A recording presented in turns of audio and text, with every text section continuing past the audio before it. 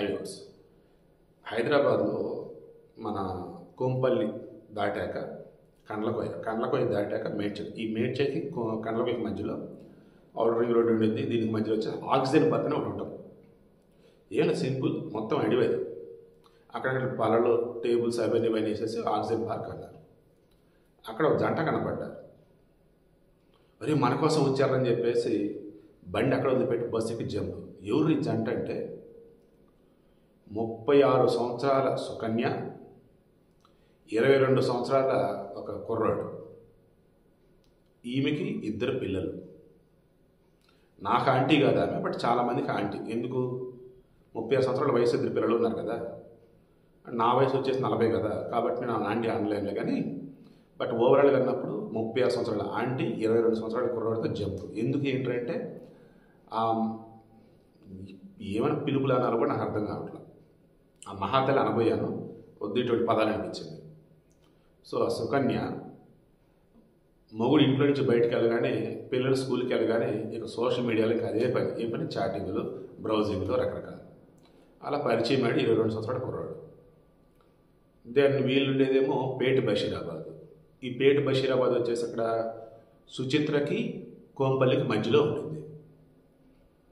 Then చాటింగ్లో బాగా close అయ్యాడు 22 సంవత్సరాల కుర్రాడు. ఏమైంది? ఫ్లోలో నా భర్త కన్నా నువ్వే గొప్ప, వాడు చూపించిన ప్రేమ నువ్వు చూపిస్తున్నావు, వాడి కేరింగ్, అతని దగ్గర లేని కేరింగ్ అంతా నీ దగ్గరే ఉంది, నాకు నువ్వు కావాలి, నాకు కూడా నువ్వు కావాలి, జంప్. ఈ నెల 25 ఫిబ్రవరి కదా, పోయిన నెల, ఇది మార్చి, ఫిబ్రవరి 5న అతను పోలీస్ కంప్లైంట్ ఇచ్చాడు. అయ్యో నా భార్య తప్పిపోయింది అని. మిస్సింగ్ కేసు ఫైల్ చేసి విచారణ చేస్తూ మొత్తం ఎంక్వైరీ చేస్తూ ఉంటే ఆమె ఒక కుర్రాడు బండెక్కి లేదనేది మొత్తానికి విజువల్స్లో చూశారు. అంటే లేచిపోయిందా? అవతల కిడ్నాప్ చేశాడా? ఈమెను పసిపాప కాదుగా. సో లేచిపోయింది. మరి ఎవరు ఎక్కడ ఉంటారు ఏంటి? విచారణ చేస్తుంటే మొత్తానికి దొరికారు. ఈవిడకి ఇంట్రెస్ట్ తెలుసా? మొగుడేమో తాను తిన్నా తినకున్నా తాను ఇష్టాన్ని కూడా పక్కన పెట్టి ఇల్లు గడవాలి, ఇంట్లో పిల్లలు బాగుండాలి, భార్య బాగుండాలి అని చెప్పేసి నానా రకాలుగా డబ్బు సంపాదించి ఇంటికి పట్టుకొస్తాడు. ఇంటికి రాగానే పాపం అలసటో ఇబ్బందో ఏదో ఒకటి వల్ల పడుకోవడం అది జరిగింది. దాంతో ఈ కొంతమంది ఆడవాళ్ళకి ఉన్నటువంటి సెక్సువల్ డిజైర్స్ ఉంటాయి, కోరికను ఎవరు తక్కువ చేయను, తప్పుగా మాట్లాడు. అవి కొంతమంది కంట్రోల్ చేసుకోలేక ఈ సోషల్ మీడియాలో వాళ్ళకన్నా తక్కువ వయసు ఉన్న వాళ్ళతో క్లోజ్ అయిపోతూ ఇది ఈ రకంగా బరితెగించేస్తూ ఉన్నారు. ఇంతకుముందు నేను ఏం చెప్పదలుచుకోవట్లేదు.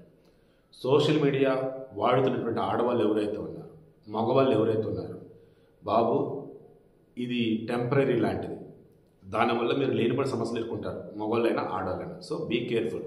అండ్ ఆడవాళ్ళు అయితే దయచేసి అమ్మ, మీకు ఒంటరిగా అనిపిస్తున్నా, మీ మొగుడి నుంచి మీకు ఏదో తక్కువతో మీకు అనిపించినా, వీలైతే మంచి మంచి బుక్స్ చదువుకోండి, లేదా టీవీలో మంచి మంచి షోస్ చూసుకోండి, లేదా అందరికి ఆల్మోస్ట్ ఎల్ఈడి టీవీ ఉంటారు, స్మార్ట్ టీవీలు ఉన్నాయి కాబట్టి నచ్చిన సినిమాలు చూసుకోండి. అంతే తప్ప సోషల్ మీడియా చాటింగ్లు చేస్తూ ఎవరితో పడితే వాడితో వెళ్ళిపోయి ఆ తర్వాత శవాలపై రావటమో లేదా మీ మొగుడు చంపతారు, ఇటువంటి దిక్కుమల పనులు చేయకండి.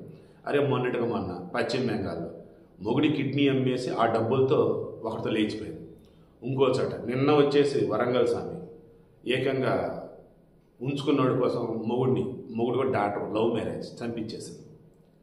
నిజంగా రీసెంట్ టైమ్స్లో లేడీకి సంబంధించిన న్యూస్ లేదని విషయాలు అనిపిస్తున్నా, క్రాస్ చెక్ చేస్తున్నా.